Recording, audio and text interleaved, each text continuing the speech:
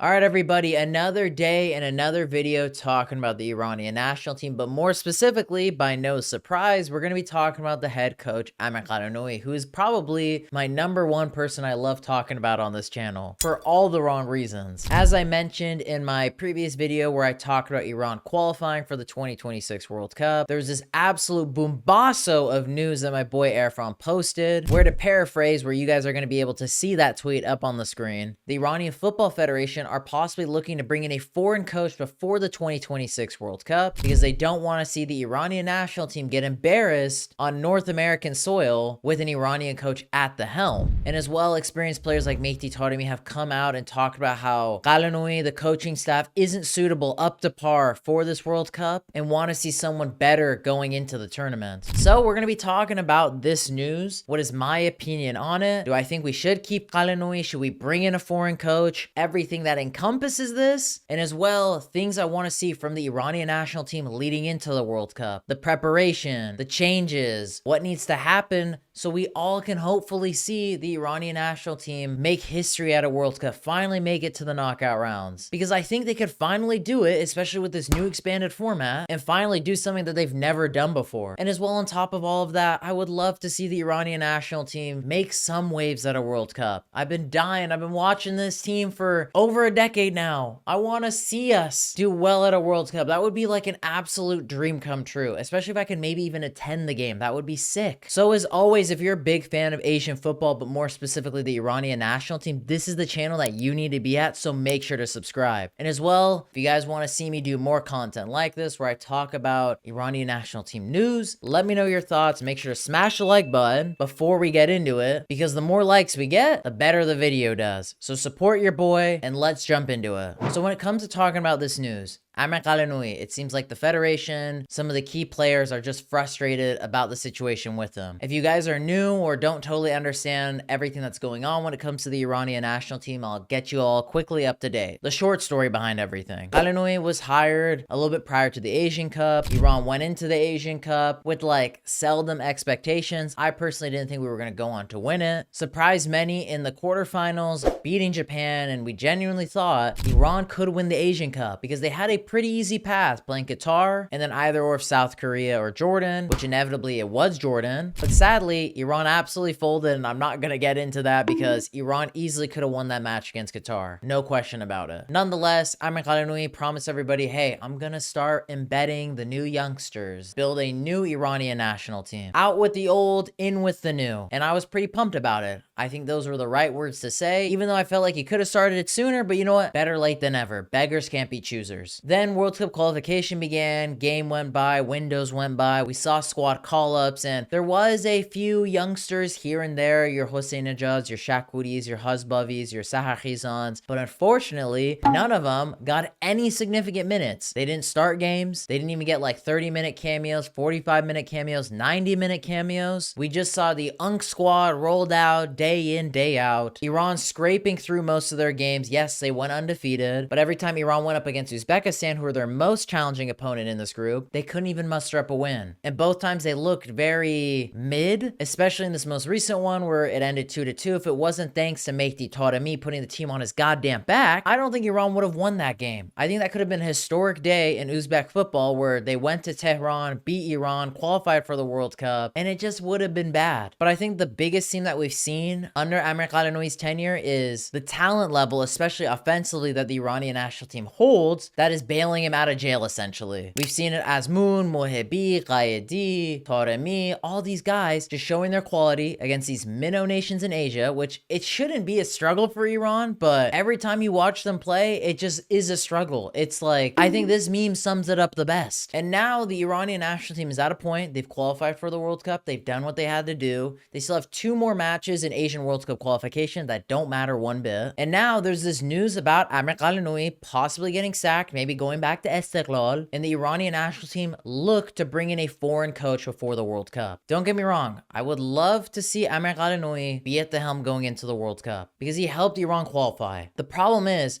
there's been so many red flags from him as the coach, and in my opinion has digressed the national team, that I don't want to see him be the coach going into the World Cup. And many of you might think, Sean, what do you mean by Amir Ghalenoei has digressed the national team? I think a good comparison is one of his recent compatriots, Carlos Queiroz, who I consider is the greatest Iranian national team coach. When he came at the helm, there was a project. He was building from the ground up. He was pushing players to go to Europe, be ambitious, to help pave the path for Iranian football. We saw the likes of Jahanbakhsh, Taremi, Azmoun, and XYZ. The list goes on. Players going to Europe at a young age, doing really well, building a very big competitive nature amongst the team from top to bottom. He looked at dual nationals, which is something that Ghalenoei has blatantly ignored, been incredibly unprofessional about when asked by reporters about it. He doesn't even know the players. Like, dude, he's like stuck in his own little bubble that he doesn't realize there's a big, great world out there. And then on top of all of that, the tactics, the stubbornness, rolling out these old players that aren't good enough, like Beiranvand, Khalilzadeh, Kanani, calling up guys and giving minutes to players like Moghanlou over the youngsters. And then when you see Iran's shortcomings in matches where they're winning 2-0 against Kyrgyzstan, then Kyrgyzstan claws back into the game, they're up, what, 3-0 against North Korea, and nearly blow the match because these UNC players are just not good enough anymore. And that is just scratching the surface about this whole topic when it comes to Amir Ghalenoei as the head coach. And then now we're seeing under Amir Ghalenoei, players are going back to Iran or going to play in the Middle East. We have barely any players left playing in Europe. And I think that comes at the national team level because you see Amir Ghalenoei will call up players like Azmoun, Qudus, Ezotullahi, even though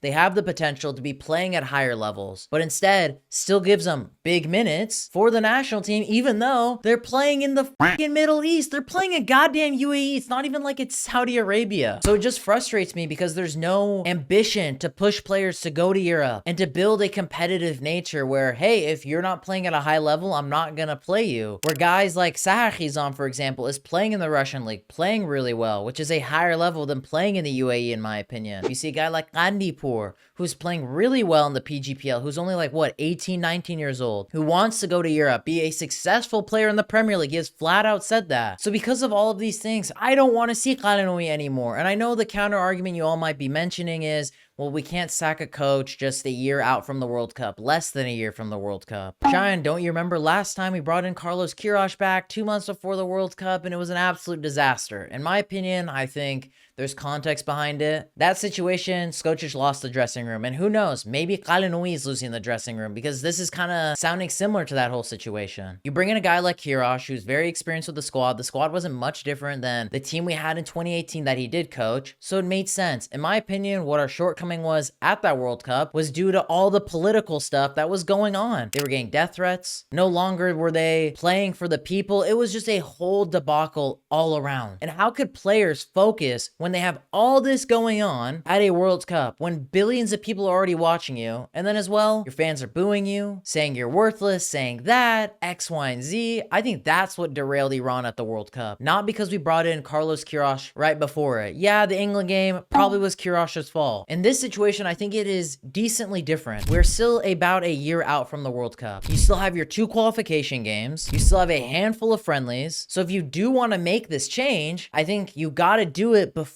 the next international window, which in Irfan's tweet, he talked about, we will find out who will be the coach going into the World Cup come that window, because at that point, if you're sticking with Ghalenoei going into those matches, just stick with him for the World Cup. But if you want to make that change going into the 2026 World Cup, you got to do it before those 2 matches. Because in my opinion, if you're going to bring in someone new, I want it to be someone that's going to build a project, like I talked about with Carlos Queiroz, who's going to be here for a good amount of time, is going to build a new foundation on top of the old foundation for the national team. Build a new ideology, a more modern ideology. The thing Queiroz built this team on was defense, because our defense evidently sucks if we don't play park the bus, as we've seen throughout qualification, when we don't play with any defense whatsoever. I want a new, hungry coach that has a new type of vision, that is not stubborn because of his tunnel vision of only picking specific players because he has favorites. That's what Ghalenoei clearly does. And I know a lot of you have commented in my videos across social media, we should bring Queiroz back. No, that is not the right answer either. What I want to see us do is bring in a coach like what Queiroz did for us. He brought in a new style. Yes, it might not have been the most flashiest, but built upon that, invested in this national team, looked to bring in dual nationals, get players to go to Europe, really just built a whole new golden generation of Iranian footballers. And I don't think that would have been possible without a guy like him. So if you're going to bring in a foreign coach, I want someone like that. Someone I've waxed lyrical about many, many times is Hervé Renard. Unfortunately, he's back with Saudi Arabia, so that's off the block. Maybe this could be a video I do in the future if Ghalenoei does get sacked. Talk about some possible foreign coaches that I would want to see the Iranian national team bring in. But as I said, a coach with that type of blueprint is something I would want to see. Now, when it comes to talking about Iran going into the 2026 World Cup, with or without Ghalenoei, as I've said, I don't hate Amir Ghalenoei. He's just pissing me off. And if he is the coach going into this World Cup, I'm gonna back him 1000%. The most important thing for me here is Iran do well at the World Cup. That's what I care about most. In my eyes, I don't think it's with Ghalenoei. Either way, the things that I want to see happen going into this World Cup doesn't matter who the goddamn coach is. The biggest issues I have with this squad currently is it's really old. It's literally Unk FC. We have clear tactical and defensive issues. And as I've already mentioned, little to no players playing in Europe anymore. And I know many of you might not think that's that big of a deal, but it really freaking is. Because playing at a high European level makes a huge difference. I mean, look at a guy like Mehdi Taremi in that recent game against Uzbekistan. Realistically, no one looked good in that game. And I wouldn't even argue that was one of Mehdi's best games. But he's a guy that's playing at a very high level with Inter, a team that is competing in all fronts for the Champions League, the Serie A title. And yeah, he's not an out-and-out starter, but he's a part of a group that trains at a high level, has a competitive nature, plays against some of the top players from around the world. And even when he's on the perks, on the pain meds, not having his best game, we literally see him carry the Iranian national team to a 2-2 draw against Uzbekistan. Because that's what happens when you play at a high level as a footballer. Even when you don't have good games, it's still going to be better than players that don't play at a high level. Because Azmoun was really bad in that game. Qaedi, Ezatullahi, Qudus, the defense in general, were all just bad. And the one dude that is playing in Europe at a very high level was the one that made the biggest difference, and it wasn't even one of his best days. So that is why I have such a heavy emphasis on players playing at a high level, playing in Europe, pushing themselves, because the national team reaps those rewards. So now, Shayan, how do you solve some of these problems? I mean, I'm no mathematologist, but on the surface level, when it comes to an aging squad, you start playing the goddamn youngsters. You have literally no reason to have to play the unks, the old heads, these guys that you play favorites with in these last two games in World Cup qualification and in the upcoming friendlies we'll have. We have qualified for the World Cup. We are just playing for funsies. So I want to see guys like Sayyadmanesh, Hosseinnejad, Hazbavi, maybe even Shakuri in goal. But the list goes on. Some of these younger players that want to be the next big stars for the Iranian national team, help advertise them in World Cup qualification games and friendlies, XYZ, because if they're not even going to play at national team level, why do you think other teams in Europe are going to want to buy these type of players? We have to help advertise these youngsters. But if Ghalenoei doesn't want to do that, then we're not even helping our young players, our next generation, to be successful. The tactical defensive issues as well, that definitely comes down to Ghalenoei, because his tactics are very subpar. Literally, it's trust that these offensive superstars of Azmoun and Taremi will come good, and then inshallah, because that's literally what it is. That's literally what we've been seeing. He needs to put the nail in the coffin with some of these players, like Beiranvand, Khalilzadeh especially. They're not even good anymore for teams in the goddamn PGPL. End this weird love circle you have with washed up Iranian footballers and actually build a true defensive system. If that means playing Carlos Queiroz Park the bus, I'd rather have that than us leaking 2-3 goals against Kyrgyzstan and North Korea. He needs to shape up this defense. Implement a little healthy mixture of experience with youth, but with players that actually deserve to be there. And maybe, just maybe, look into some of the dual nationals. You look at players like Dennis Eckert, Kaveh Zaharislam, and you can bring in some different firepower to the national team. And I'm not even saying that has to be a requirement, but that is something that could be an added bonus, because there are plenty of decent, good dual nationals that the Iranian national team can be looking at. But that comes down to Amir Ghalenoei and actually scouting them and approaching them and being professional about it. So start experimenting with your team, playing the younger players, seeing who actually tickles your pickle.